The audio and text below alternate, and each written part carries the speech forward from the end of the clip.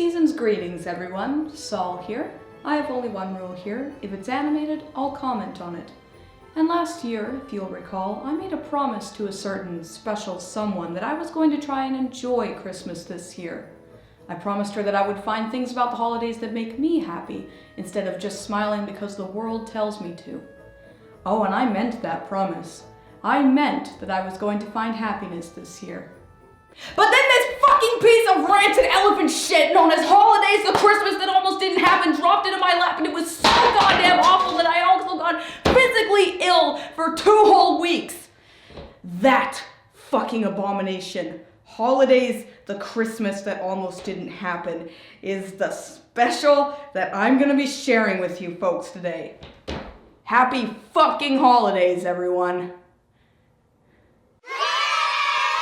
Holidaze, the Christmas that almost didn't happen, is a stop-motion animated Christmas television special produced by Bix Pix Entertainment, Once a Frog Productions, and Madison Street Entertainment. The special aired on ABC in 2006 and had numerous corporate sponsorships aiding in its production. A Christmas special with a whole whackload of sponsorships in it? Oh, this movie's just gonna light up my life like a Christmas tree, isn't it? Well, no use stalling. Let's take a shifty glance at Holidaze, the Christmas that almost didn't happen. Stand in awe, people. The glory of this special's plot is about to be graced upon ye like a kiss from the angels. Rusty, a Christmas reindeer, is left out of Christmas because he can't fly or be of use to anyone. He decides to travel to the big city and join a support group of other misfit holiday icons just before Christmas Eve. But things are breaking down at the North Pole. Are you not entertained? Are you not entertained? My guess is No.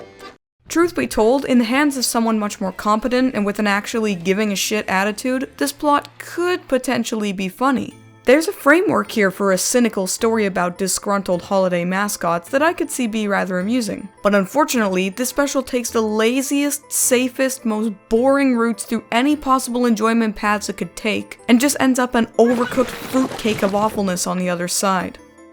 But just wait till we get to the characters, my pretties, which coincidentally are starting right now. So the protagonist is this skillet-faced abomination named Rusty. Rusty is a Christmas reindeer who can't fly, so he tries to be helpful in other ways, but just ends up making a mess. Whoa, call the creative character police, we got a runaway personality here. And by that I mean Rusty is so goddamn standard as a character that he may as well be made of white noise. Or at least he would be if he ever shut his goddamn trap for once in his life. Rusty's simpering, whinging persona and his hatchet-like voice makes me want to have my naked body dragged over a thick bed of AIDS-infected needles. Sure, his spirit isn't as mean as Davy from 8 Crazy Nights, but he's a horrible character in the complete opposite way, in that he's so sycophantic and pointless that I just can't stand him. The other characters that are weaved into this hellish tapestry are the holiday mascots Candy, the loving Easter Bunny, Mr. C, aka Cupid, the crotchety bringer of Valentine's love,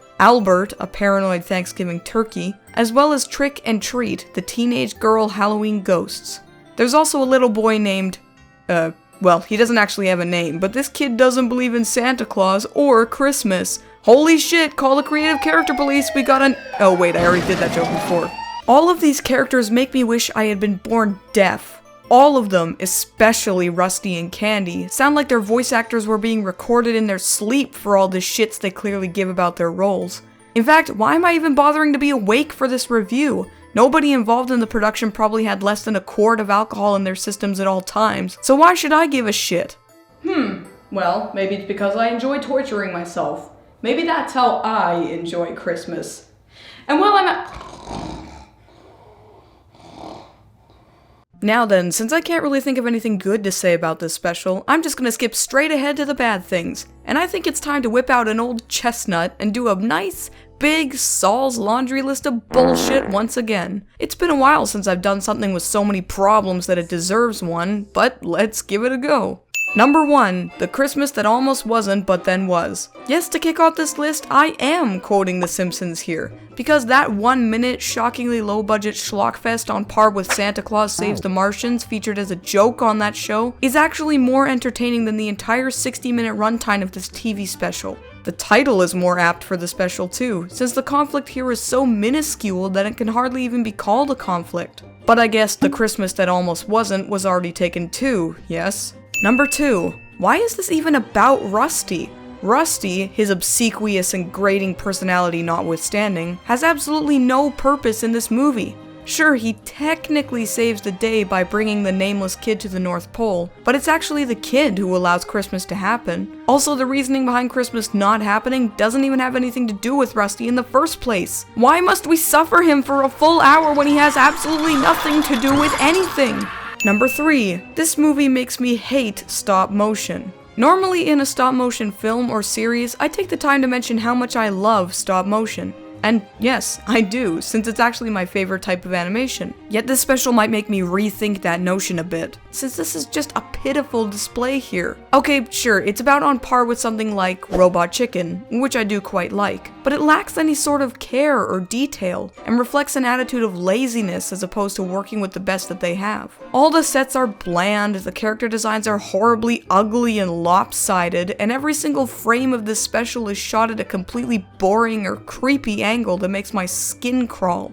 Number 4, that fucking narrator! This special has a narrator, funnily enough, but instead of being a passive narrator that helps the story along, instead he likes to hijack the special to try and force some stilted humor or state a random fact about Christmas. This story isn't complicated, bro. We don't need our hands held through it.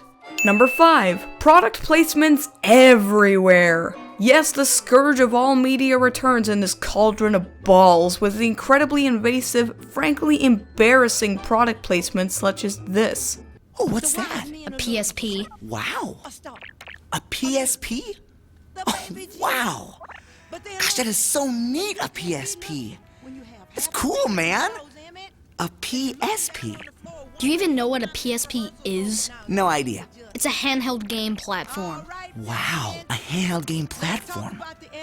Oh, that is so neat, a handheld game platform. Oh god, that's just sickening. Hankering for a Coke, my friends? How about you mosey on down to the nearest Walmart, and while you're there, pick me up a can of Campbell's chicken noodle soup.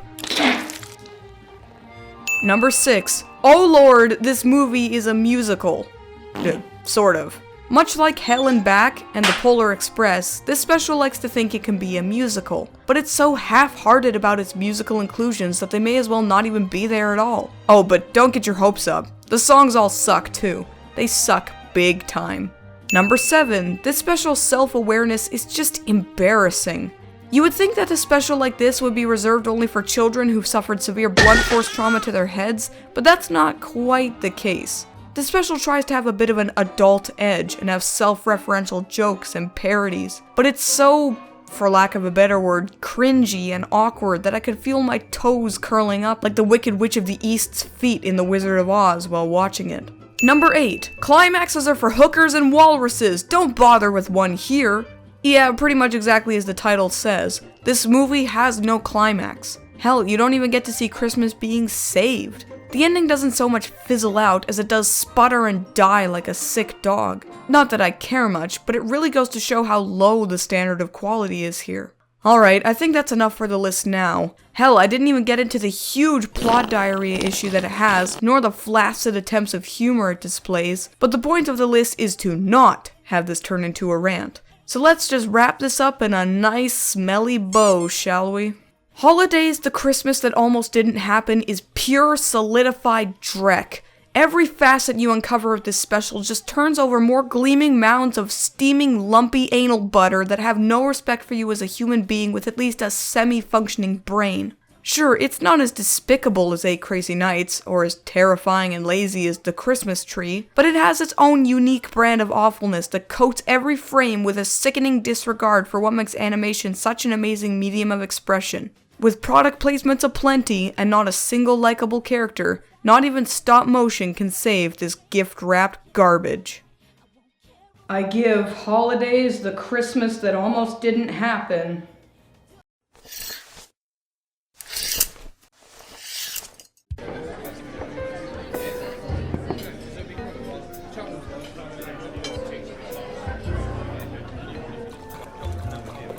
Zero eyes out of 5. So, Holidaze, the Christmas that almost didn't happen. Is it watchable? I'd say the only people who should watch this are people who want to commit assisted suicide. Is it enjoyable? Hell no! And not even in a so bad it's good kind of way. It's just genuinely awful from frame 1 to the final frame. However many frames there are. Is it memorable? No. No, it isn't. I don't know a single person who knows about this special other than me. Which means I'm going to have to suffer alone this Christmas. It's going to haunt my sugar plum dreams for at least the rest of the season. So thanks for joining me in the first week of Sol's Holiday Shit Show. Come and join me next week for the final installment. And hopefully next time, I won't have to do this.